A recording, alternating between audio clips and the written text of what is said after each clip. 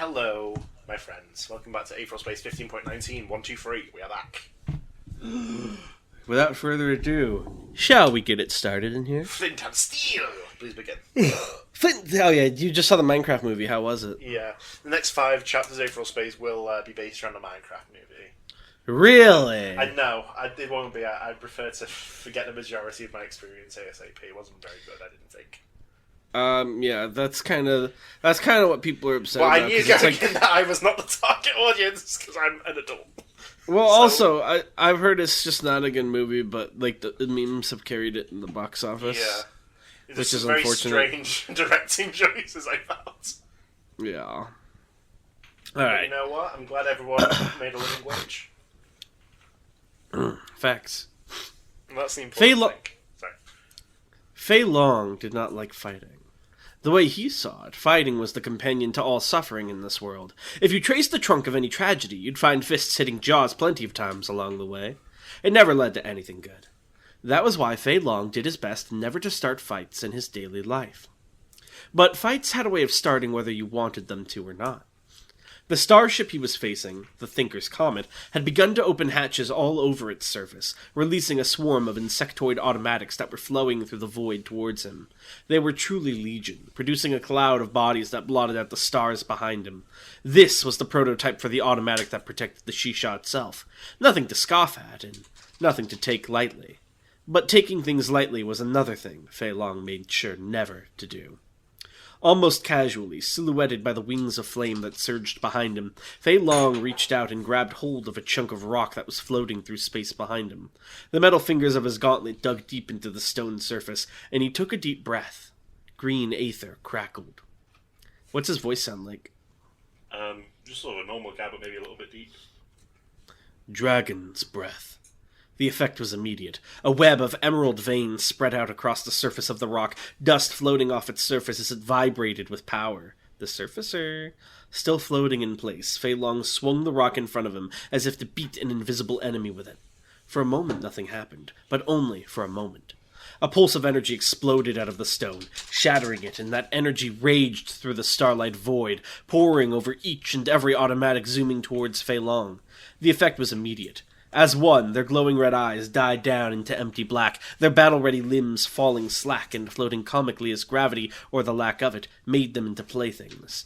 In an instant, the army of metal had become a floating mountain of salvage. The attack hadn't left even a single scratch on the automatic horde, but Fei Long knew they would never move again. The pulse would not have been kind against their innards. Still, he had restrained himself, limiting the range of his attack. If he hadn't restrained himself, and he'd struck the Thinker's Comet directly, the life support systems of the vessel would surely have been burnt out too, and he'd have to put his comrades in mortal danger. Hold on, sorry, 1 second. No problem. Mortal danger. Slowly, Fei Long released his grip, and the dust that remained of the rock slipped through his fingers. This world really is fragile, he thought, looking back at the comet. That's why you need to tread carefully. He tapped the side of his helmet, sending out a signal to the Unite Shadow, the stealth vessel that had brought him and his comrades here. Now that the automatic defenses of the Thinker's Comet were down, they could come in closer and begin boarding procedures. Things were in motion. The Thinker's Comet was one of the few starships... I'm so sorry, I lost my place. The Thinker's Comet was one of the few starships in the galaxy capable of making an independent light jump, but that didn't mean they could do it instantly. It would take half an hour, give or take, before the comet could zip out of the system. So long as his comrades took control of the vessel before then, victory was theirs. For the time being, he'd stay put.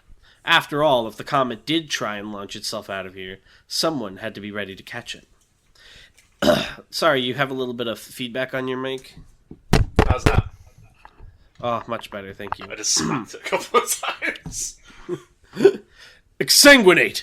Jamilu spun his spear, deflecting the shower of blows that rained down on him from above. The tower had produced a pair of transparent, insect-like wings from its upper section, and was now using them to remain high up while its sword arms attacked relentlessly. Oh, it's already back, it's so over. To think this thing's still around! Victory let out a crackling giggle. There's a blast from the past! Still, this dipshit isn't much to look at. The Emperor used to march all over entire mountains. This thing's basically just a trash can in comparison, huh? Silence. Jimilu thought, deflecting each and every blow with pinpoint precision. If you're having trouble, Victory mocked, why, I'd be happy to take the steering wheel for you. I'd take this thing out in an instant and win the battle for you. I assume in an instant? And then, having erased my mind, you'd kill everyone else. I'm not so stupid as to fall for such a thing, demon. Tanathy? Right here? You see what I'm highlighting? Yeah. You're no fun, Victory sighed. Hey, Tower, how about you? Want to team up and kill this guy? Annihilate? Guess not. Nobody's any fun these days. Ignoring Victory, Jimilu swung around the length of his spear and darted towards the tower, severing its countless sword arms at their spawning point with a single slash. Knocked! He called out, leaping backwards again as the tower belched forth a torrent of boiling gas. Your goal is the bridge, is it not? In the reflection of a shattered section of the smooth floor, Jimilu saw Morgan nod. We're taking... Oh, is this Jimilu talking or Morgan? I'm gonna assume it's Jimilu. We're taking control of the ship. Oh, no, it's Morgan. We're taking control of the ship. It's a good plan, Jimilu danced, slicing bullets out of the air. See to it. I think I lost Tanhoney in the chaos. For a moment, Morgan hesitated, before running off to continue his journey towards the bridge. The young man accompanying him, however, stayed put. Jimilu leapt up into the air as the tower released twin tendrils of liquid metal, the newfound limbs surging up towards him. He reflected their first attack with a swing of victory, but they were branching out, forming new extensions where they were struck, slowly but surely overcoming Jamilu's defense. I'm not capable of fighting this thing and protecting you, Jimilu barked down at the boy's distant figure. Go with Noct! Jimilu had expected the only response would be retreat. But curiously, that wasn't the case. I can help, the boy shouted up towards the tree of metal. You have 97 seconds until it adapts a way to kill you. That wording, that certainty in his eyes, that sense of the outsider, like what Luna gave off. Jimilu tightened his grip on Victory. Precognition. He'd be a fool to ignore the words of one who could see the future. Soul Locus. Even as the id, Tybalt Del said knew when he was outmatched, it should be Tan.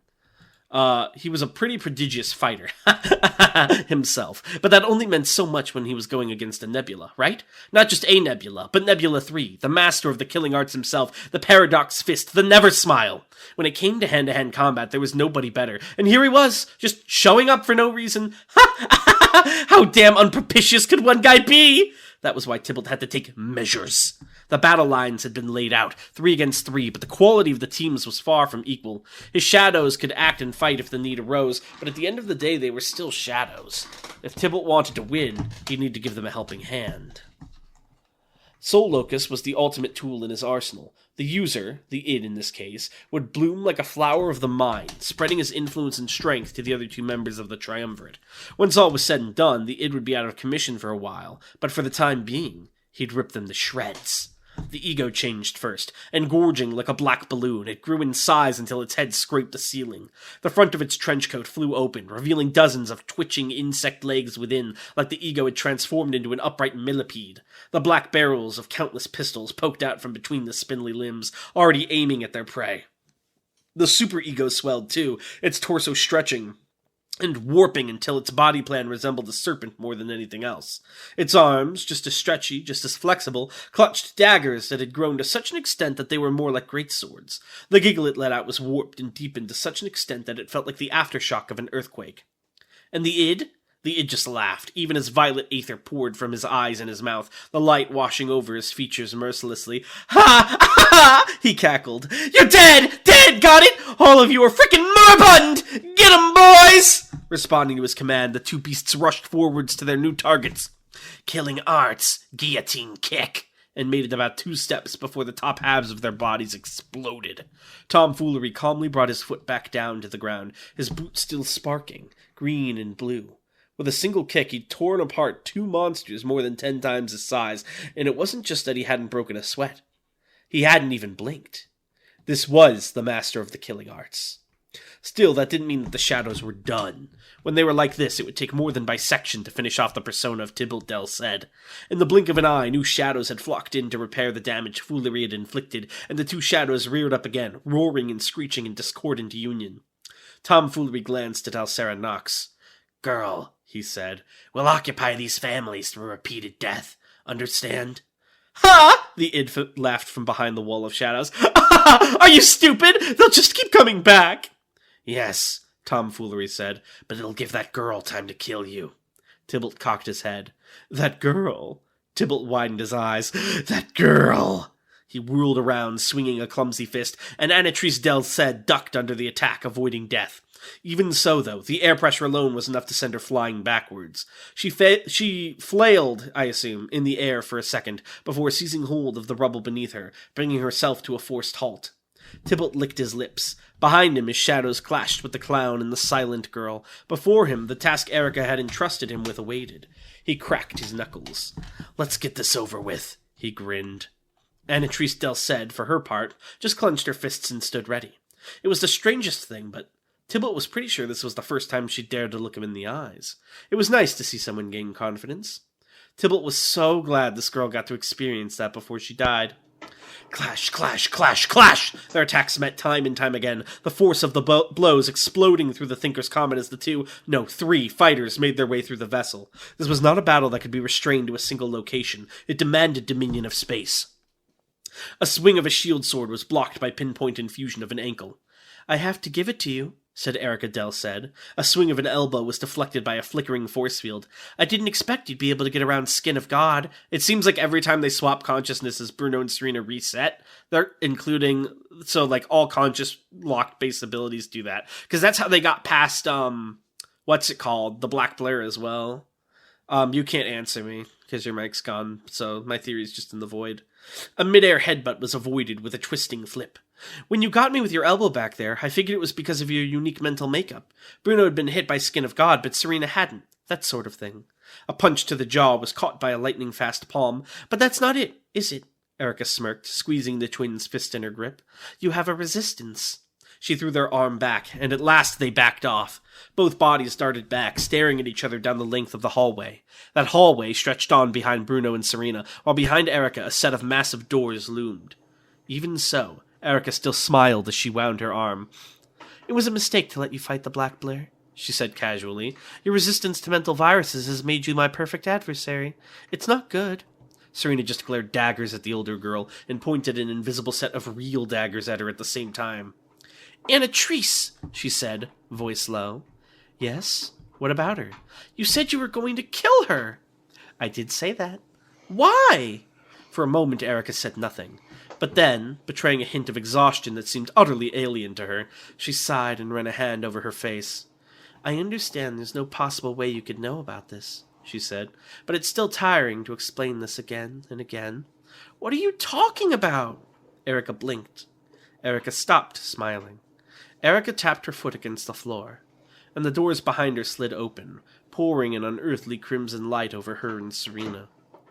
"Tell me," said Erica, "have you ever heard of something called the Prince?" Wow. Ooh. Wow! Your mic was not broken. You're a liar! Yeah, but this whole time. It actually sounds terrible. It's the webcam, quality is abysmal. It's the webcam I'm going through probably. Yeah, switch on your Audacity. I'm trying to fucking fix it. Okay, are you still... I think it's fucked. I'll have to have a look later. Do you need me to buy you a new one, buddy? No. Alright, well, are you still showing up on Audacity, your audio? Well, I've got, that's OBS, yeah. Okay. The audio's showing when you talk? Yeah. Okay. That just makes me think your Discord swapped off it, but we'll... No, my old computer won't recognize the mic anymore. I'll help you with that in a second. We'll just go through the fun facts real quick. Where are we? Aetheral Space. On the bright side, there's no more feedback. It was like relentless before. I don't know if you never like tuned it right or what was going on, but it was. Let's see. Rurum asks, how many UAP and Final Church vessels have an onboard light point? You know someday. I'll tell you when I think of it. Damn. Wiser asks, can Dragon banish an Aetherless person inside Gemini Dominion the same way he can Gemini World and banish damaged body parts? No, it doesn't work exactly the same way as a prison. He can't just, delete. Damn. MT asks, what's the biggest construct in AS history? Ships and such. Construct. Like the biggest, like, consecutive built thing, like a building or a ship or... the Cheshire, to be honest, is like a single structure. How big is it? It's pretty big. It's like a Death Star thing. Not exactly like a Death Star thing, but it's considerable. Damn, I just thought it was like a normal warship. I didn't realize it was like moon-sized. Not moon-sized, but it's bigger than most things you would find. Interesting, okay. Weiser asks, how do abilities like Black Saturn and Angra Mine you completely bypass Aether Infusion? They do so by... Well, it's a similar thing to the invisible blades that Bruno Serena used, because you'll see that even though they cut through anything, there have been times where with Pinpoint Aether, people have been able to block them. You could block Angra Mine you with like perfect Infusion and Pinpoint Aether. It's just very strong. It's not like you completely unblockable. Okay. But you probably won't block it, and you only get one chance to try. You have to Sekiro Hesitation's defeat. Exactly. I had an idea of that, of like an automated Aether ability that automates pinpoint infusion defenses at the cost of like you can't use Aether offensively at all, and then you just be a killing arts user and your Aether just plays defense. Would cool. that go all the way? It could. It could. The Weiser asks, what happened to Damon's flagship, the Amun-Ra? It still exists within the Supremacy military, but it's not as major a thing anymore. Basically, it was the Shesha before the Shesha. Gotcha. All right, and then we'll leave off there so we have a few for the episode tomorrow. Thank you guys for listening, and we'll see you next time. Bye.